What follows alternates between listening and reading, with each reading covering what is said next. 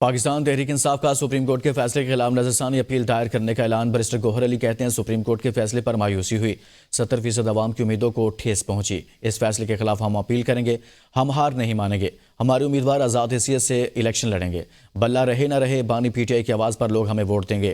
Barrister Ali Zafar نے کہا کہ ہمیں اندازہ ہو گیا تھا ایسا فیصلہ آئے گا، ہم سے نشان لے لیا گیا، پر ہمارے لوگ الیکشن لڑیں گے، ہمیں الیکشن کی تیاری کرنی ہے۔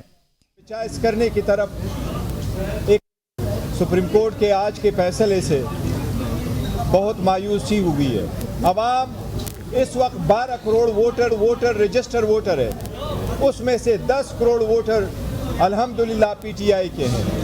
10 کروڑ عوام اور ووٹروں کے حقوق اور ان کی بنیادی حقوق اور ان کو ڈسنفرنچائز کرنے کی طرف ایک قدم ہو گیا۔ یہ ہمارے سارے کینڈیڈیٹ جو ہے وہ انڈیپینڈنٹ الیکشن لڑیں گے، آزاد نشانوں پہ الیکشن لڑیں گے۔ پی ٹی آئی کے جو کینڈیڈیٹس ہیں، جتنے بھی جنہوں نے نامینیشن پیپرز فائل کیے تھے، وہ اب آزاد